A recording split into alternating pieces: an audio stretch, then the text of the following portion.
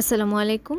পৃথিবীর যে প্রান্ত থেকেই শুনছেন, আশা করছি সৃষ্টিকর্তার অসীম কৃপায় সকলেই ভালো আছেন।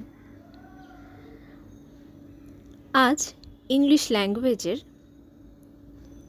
আমরা সেন্টেন্স মেকিংয়ের ক্ষেত্রে যেই বেসিক প্যাটার্ন ফলো করে থাকি সে বিষয়ে কিছু কথা বলবো। প্রথমেই আসি বেসিক স্ট্রাকচারটা কীরকম। তা হলো subject plus verb plus object. একটি সেন্টেন্স গঠনের ক্ষেত্রে আমরা সাধারণত এই প্যাটার্নটি ফলো করে থাকি। উদাহরণের মাধ্যমে বলতে গেলে বলা যেতে পারে শি গেভ আ বুক। এখানে শি অর্থাৎ আমরা ভার্বকে হু বা হোয়াট দ্বারা প্রশ্ন করলে ভার্বের পূর্বে যে উত্তরটি আসছে বা শব্দটি পাচ্ছি সেটি মূলত সাবজেক্ট।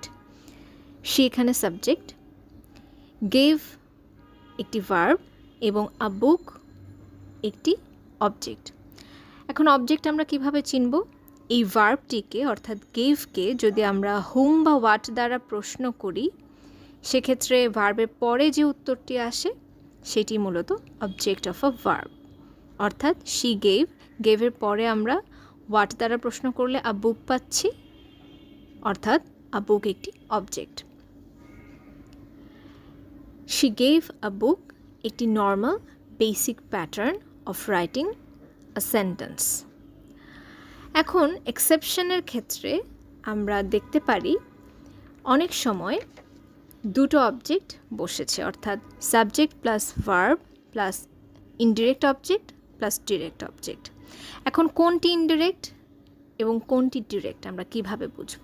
উদাহরণের মাধ্যমে বলা যেতে পারে শি গেভ হিম আ বুক। ভার্বের ঠিক পরে হিম এসেছে, এরপর বসেছে আ বুক। তাহলে এখানে একটি ব্যক্তিবাচক শব্দ রয়েছে, একটি বস্তুবাচক শব্দ রয়েছে।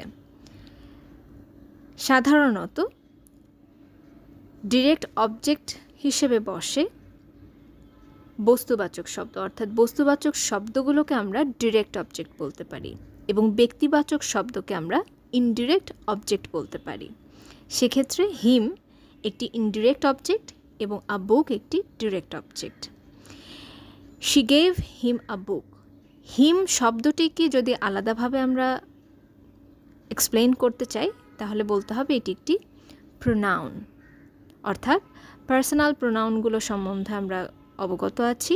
পার্সোনাল প্রোনাউনের একটি অবজেক্টিভ ফর্ম অর্থাৎ হি এর অবজেক্টিভ ফর্ম হচ্ছে হিম, এবং এখানে এই বাক্যে এটি একটি ইনডিরেক্ট অবজেক্ট, কারণ এটি একটি ব্যক্তিবাচক শব্দ।